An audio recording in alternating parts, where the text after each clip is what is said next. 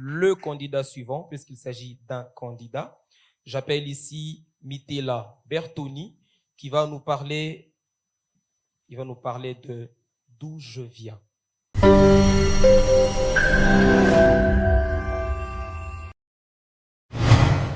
Faible.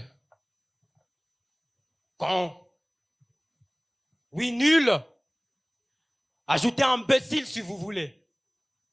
Il disait que j'étais faible, con, nul et imbécile. Moi? Ah oui, en quelque sorte. J'étais tout sauf bon.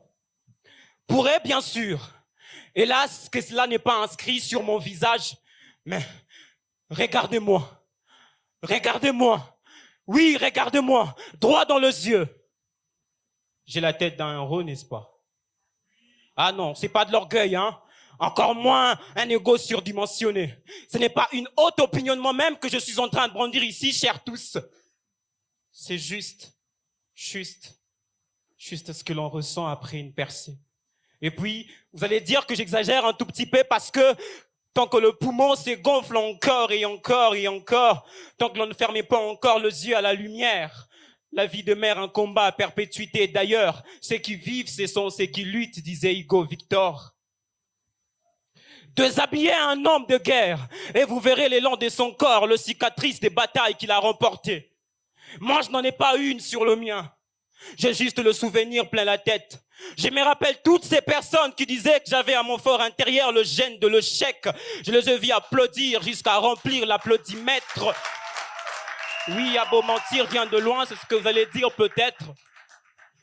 Mais j'ai mal en fait. J'ai mal.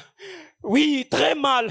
Je me demande pourquoi c'est aussi dur de recevoir approbation des autres tant que l'on ne met pas en bras la natte qui tape à l'œil. Ah, pourquoi?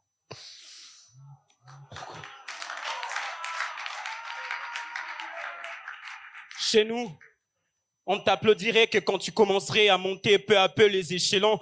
Oui, chez nous, madame, la valeur d'un homme n'est reconnue que lorsque les éloges proviennent de ceux, celles qui ne sont pas de son cercle.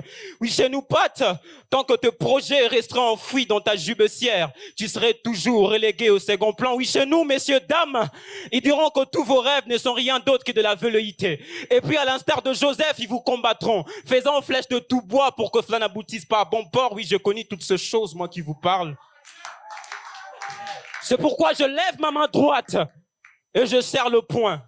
Pour vous dire en ce jour, chers tous, qu'aucun rêve n'est impossible dans un terrain où la détermination a atteint son paroxysme. Laissez-les dire que vous n'êtes rien, que vous n'y arriverez jamais. Seul le résultat feront cesser les contestations.